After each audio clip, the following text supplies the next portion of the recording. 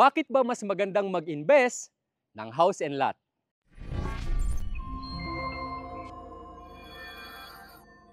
Nandito ako right now sa Brentwood Residences Phase 2 na located po dito sa may Barangay Dolores, Capas, Tarlac, na kung saan ito po yung aming unit, no, na inavail po dito.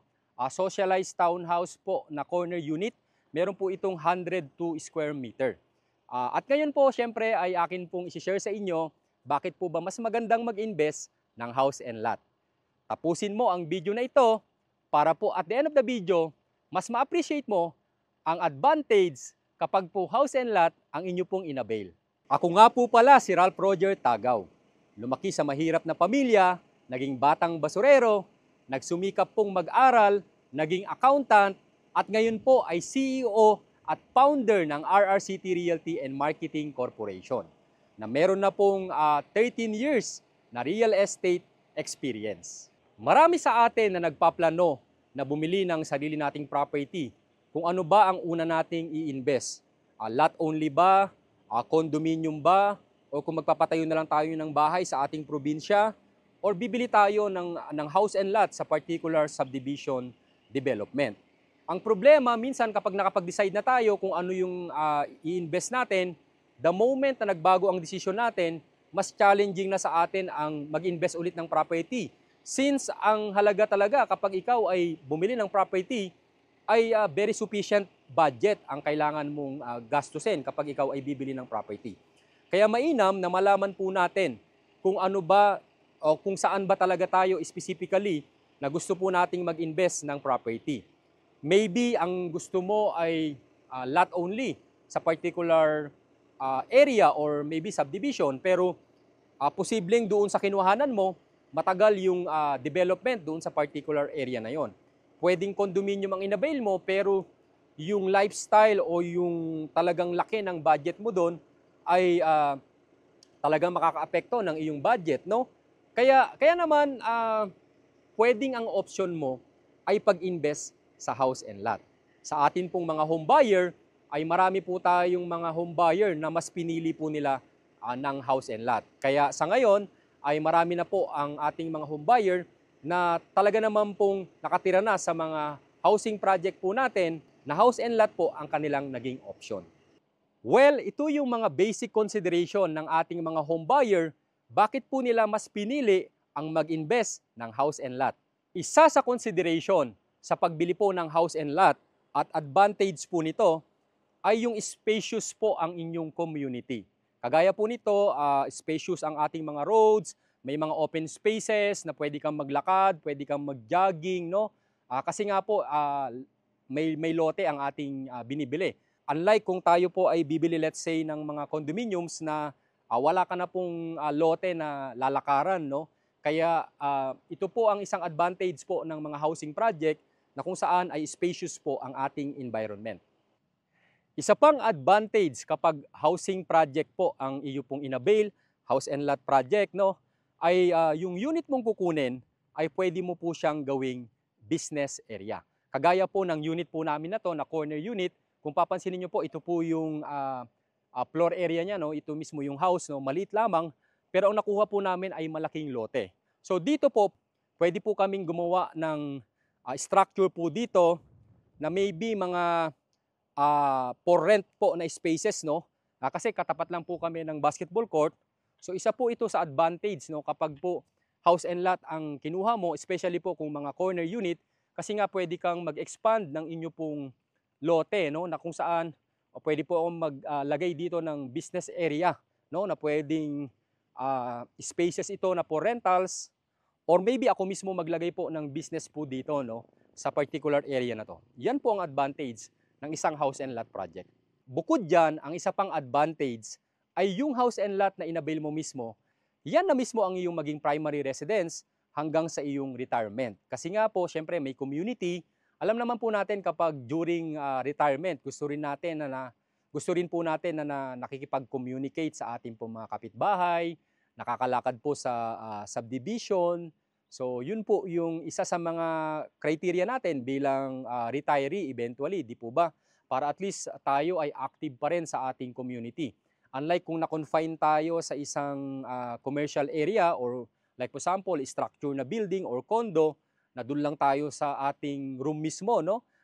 Medyo yung association na natin with other people ay very limited na. So, kung dito sa subdivision development, pwede kang maglakad-lakad, pwede kang magkaroon ng mga kapitbahay, nagkakaroon ka ng physical activity, di ba, na kailangan po natin during our retirement.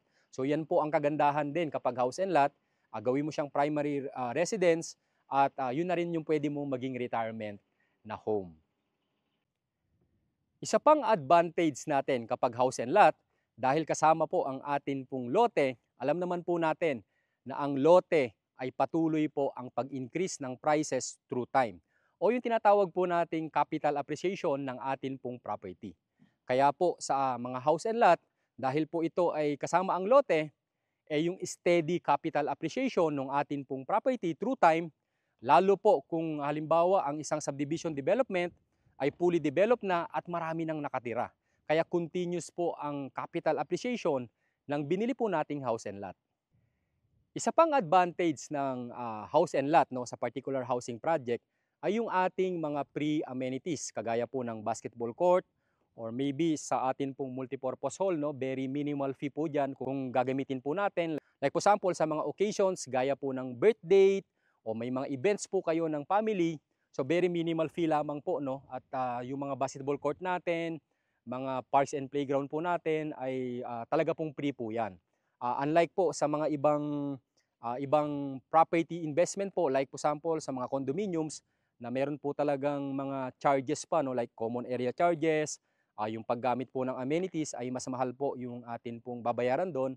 So basically kapag po mga housing project, dahil po mas maraming open spaces at may mga amenities, so pre-use po sa atin pong paggamit ng amenities sa loob po ng subdivision.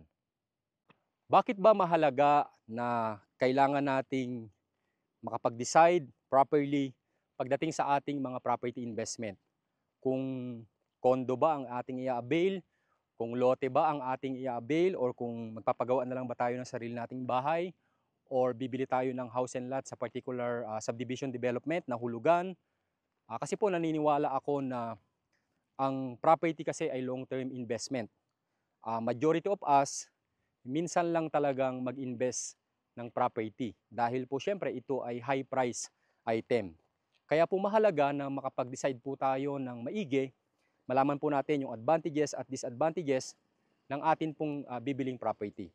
May mga tao na mas appropriate po sa kanila ang condo, meron namang mga tao na appropriate sa kanila ang lote, meron din namang mga tao na mas pipiliin po nilang magpatayo na lang ng sarili nilang bahay because they have the means, they have the budget. At meron din naman yung mga bibili sa particular housing project, kagaya po nitong amin pong project, no, dito sa Kapas Tarlac, na kung saan ay house and lot na very affordable lamang ang pagbabayad ng mga home buyer. Kaya po dapat po talaga mas makapag-decide tayo kasi hindi rin naman po basta-basta ang atin pong initial investment kung tayo po ay bibili ng property. Kaya samahan niyo po ako sa akin pong mga video contents na sinishare po sa atin pong social media accounts para po magkaroon po kayo ng another or other perspective na pwede nyo pong magamit sa inyo pong decision making sa journey po ninyo ng pag-avail po ninyo ng inyo pong dream home. Bago ko po tapusin ang atin pong video topic na ito, ay mag-iiwan po ako ng kasabihan na kapupulutan po natin ng aral. Sabi po ni John Maxwell, our success is found in our daily agenda. Mahalaga po na ang atin pong bawat araw ay ma-maximize po natin, na magawa po natin ang mga kailangan po nating gawin, kung ano po ang mas importante na makapagko-contribute sa atin pong mga dreams and goals na sinet po para sa atin. Lagi po nating itanong sa sarili po natin kung ito bang bagay na ginagawa ko right now, sa araw-araw, sa bawat oras, ay nakakatulong ba sa akin para maging closer ako sa pag-achieve ng aking mga goals at dreams sa buhay. At kung ang sagot mo ay yes, nakakatulong ito sa pag-achieve ng aking dreams at goals sa buhay, i-continue mo yan at gawin mo yan continuously at consistently.